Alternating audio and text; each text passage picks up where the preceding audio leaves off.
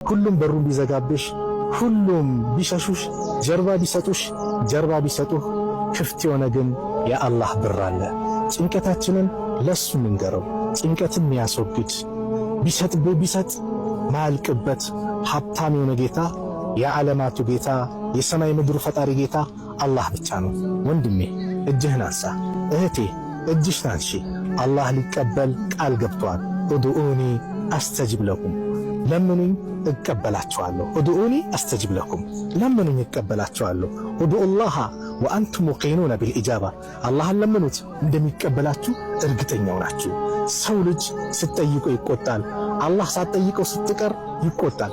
ሰው ልጅ ሳትጠይቀው ስትቀር ይደሰታል፣ አላህ ስትጠይቀው ይደሰታል።